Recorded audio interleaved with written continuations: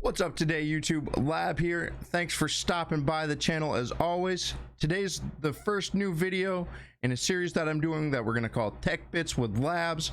I hope you guys enjoy it. This is all about making sure you guys get the best bang for the buck for your PC, your gaming enjoyment. We're going to cover topics like CPUs, GPUs, software that you can use that's free, software that's paid but cheap, that's a good value, and a bunch more. So let's hop right into it and let's get it.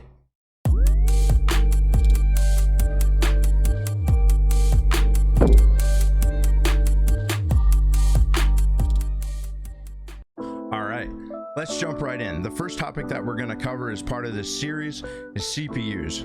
Now, your CPU is the heart of your system, and it's one of the most important pieces of your computer that when you go to put it together to build it. So I wanted to make sure that you guys had all the information that you needed about the most important components so you can make an informed decision when you're looking for that pre-built now that parts are available, or you're looking to build a new system, or maybe you're just looking to upgrade a system you already had.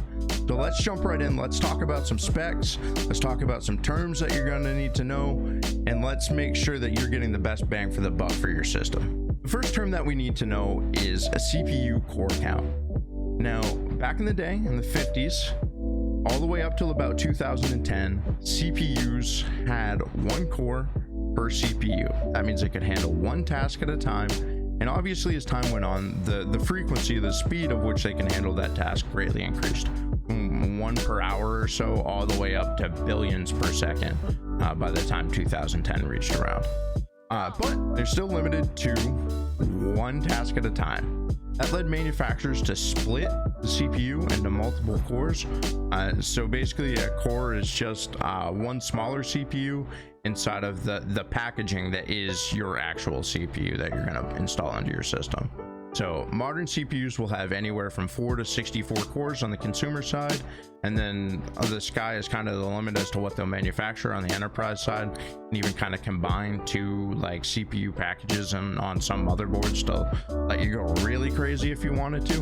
But we're going to stick to the consumer side today. So for the purposes of this, we're talking 4 to 64 cores, 4 to 16 being the most common on the consumer side, and then the 32 and 64 being kind of really exotic, really high-end stuff for maybe people like content creators or movie editing studios, or you know, the home cinematographer, things like that maybe might leverage more cores than that on their system. But essentially, the more cores the better.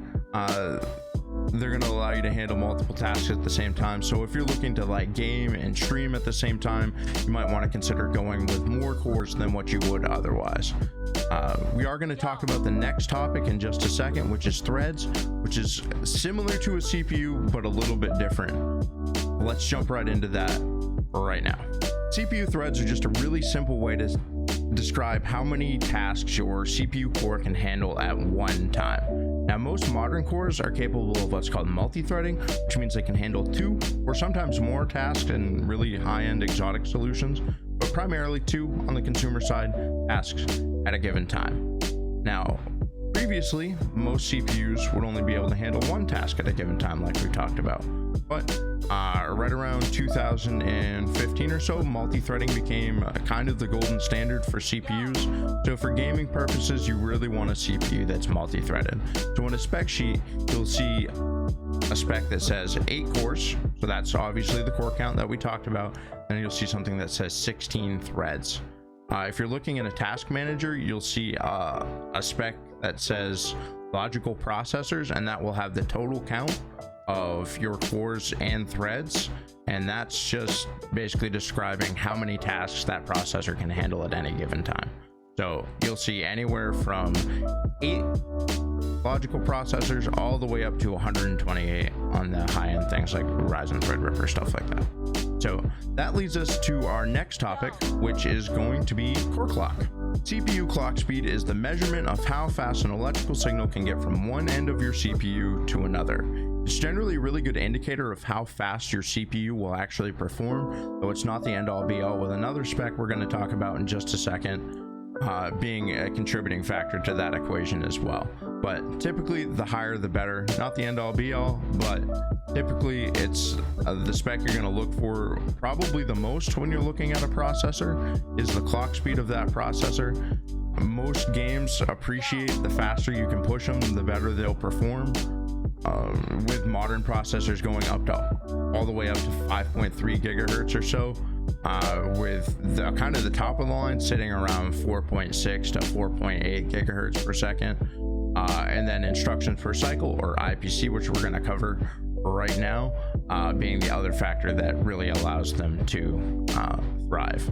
Now, IPC, or instructions per cycle, is just how many instructions your modern CPU can handle at a given time. Modern CPUs can handle thousands and thousands of instructions per core per time.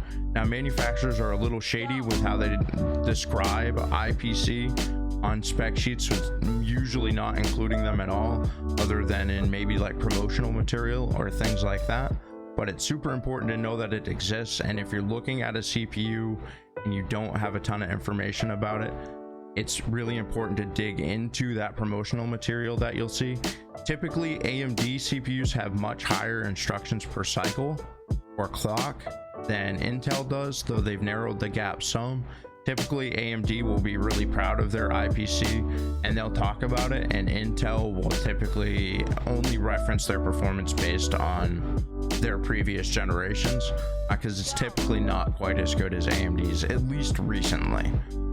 So if you're seeing a CPU that is advertised as having a higher clock speed and having a higher instructions per cycle, generally something to be aware of, and maybe that's the product that you push towards, as opposed to a previous generation is typically what you're going to look at that in reference to. That leads us to a CPU power consumption. Now, it doesn't directly relate to performance, but it is super important to keep in mind when you're looking to put together your PC. One, from making sure you're choosing the correct power supply for your system, make sure that you're getting that CPU enough power, but also from cooling your system as well. It's super important to know that the more wattage that your CPU draws, the more cooling that your whole system and directly on your CPU will take. So that's rated in TDP, or thermal design power, and you'll see anywhere from 10 watts on a mobile CPU all the way up to 275 watts on things like the Threadripper that have 64 cores, 128 threads. They'll use all the cooling you can give them and all the power that you can give them as well. So it's super important to keep that in mind when you're looking on the spec sheet, just to make sure that your system is adequately cooled and adequately powered. Now that we've covered the specs, I want to just kind of recap. So things you want to look for are core count, clock speed, TDP, instructions per cycle, or IPC, and then obviously price. Price is a huge thing to look for. Make sure that you're buying a CPU that fits your budget, but also will give you the best bang for the buck. If you need to wait and save up a little bit more cash to make sure you're getting a CPU, keep in mind modern games are going to fully leverage an 8-core CPU. We're talking anything from your AAA titles to maybe a title like Stardew Valley or Power Wash Simulator. It'll use it all.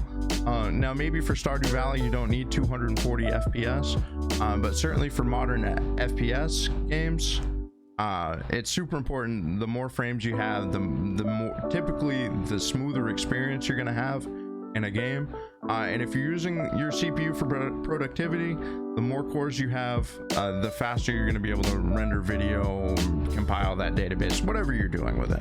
So make sure you keep that in mind. If you guys have any questions, make sure you drop a like on the video and then comment. Hit that alert button. We're going to be doing more videos in this series. If you have any questions, join the Discord. That'll also be linked below. There's a channel in my Discord that's just for PC questions. Ask them there. Check out a stream at twitch.tv/labworks90. I'll be gaming, but I'll always answer questions that you have there. And make sure you hit that alert button and catch me in the next one. See you guys later.